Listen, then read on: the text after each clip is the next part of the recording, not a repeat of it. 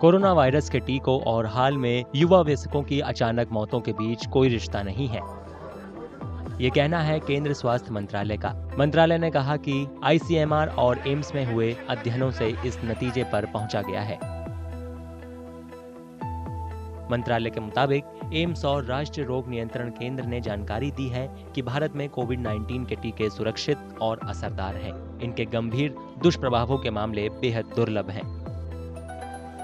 18 से 45 साल के वयस्कों में अचानक होने वाली मृत्यु की वजहों का पता लगाने के लिए कई शोध किए गए। उनके साथ 2 पूरक अध्ययन भी किए गए, एक पिछले आंकड़ों पर आधारित और दूसरा वास्तविक समय की जांच पर आधारित। पहले अध्ययन मई से अगस्त 2023 तक 19 राज्यों और केंद्र शासित प्रदेशों के 47 अस्पतालों में किया गया। इसमें अक्टूबर 2021 और मार्च 2023 के बीच के ऐसे लोगों के बारे में जानकारी ली गई जो स्वस्थ दिखते थे लेकिन उनकी अचानक मृत्यु हो गई। केंद्रीय स्वास्थ्य मंत्रालय के मुताबिक अध्ययन के नतीजों से साफ है कि मौतों और कोविड-19 वैक्सीन के बीच कोई रिश्ता नहीं है। This study was done in the aftermath of COVID-19 pandemic. There were news reports apparently linking death of healthy young individuals all of a sudden without any medical reasons, unknown medical reasons. These reports were allegedly linking these deaths with COVID-19 in terms of either suffering from COVID-19 or vaccination for COVID-19.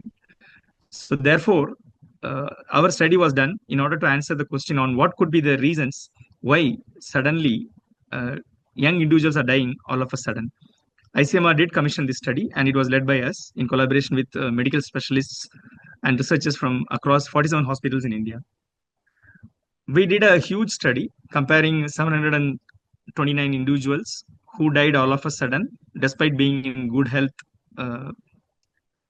just before death. And then we compared them with almost 3,000 apparently healthy alive individuals who are of the similar age, gender, and living in the same locality as their other individual. नई दिल्ली के AIIMS में दूसरा अध्ययन ICMR की आर्थिक मदद से किया गया है। इसमें युवा वयस्कों की अचानक मृत्यु की भी जांच की गई है।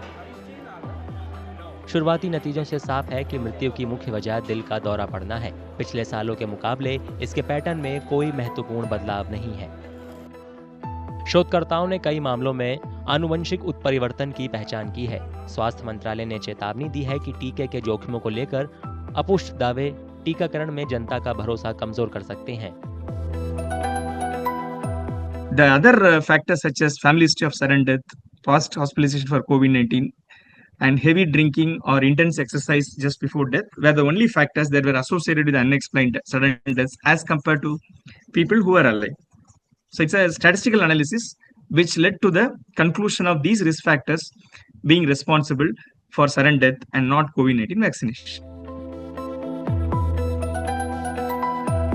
ये बयान कर्नाटक में एक राजनीतिक विवाद के बाद दिया गया है। मुख्यमंत्री सिद्धरमैया ने हासन जिले में दिल के दौरे से होने वाली मौतों को कोविड वैक्सीन से जोड़ा था। उन्होंने सिर्फ एक जिले में 20 से ज्यादा मौतों का हवाला दिया था, जिसमें युवा भी शामिल थे। मुख्यमंत्री ने तत्काल चिकित्सा निगरानी की मांग की थी। राज्य ने मौतों के कारणों की जांच रिपोर्ट 10 दिन में देने के लिए एक विशेष समिति का गठन किया है।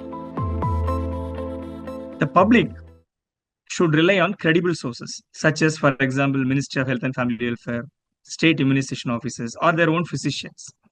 They should not be misled by unsubstantiated claims and reports in the media. They can always consult a reliable medical source in the neighborhood for such information and need not worry about information that is coming from all the other not so credible sources. केंद्र स्वास्थ्य मंत्रालय ने vaccine link को खारिज करते हुए ऐसे बयानों को झूठा और भ्रामक बताया है। मंत्रालय ने कहा कि वैक्सीन सुरक्षा को वैज्ञानिक मान्यता मिली है। कोविड के टीकों ने लाखों लोगों की जान बचाई है। जानकारों ने चेतावनी दी है कि अटकलबाजी करने वाले राजनीतिक दावों से वैक्सीन को लेकर आम लोगों में हिचकिचाहट बढ़ सकती है। ये भारत में स्वास्थ्य बेहतरी की कोशिशों को नुकसान पहुंचा सकता है।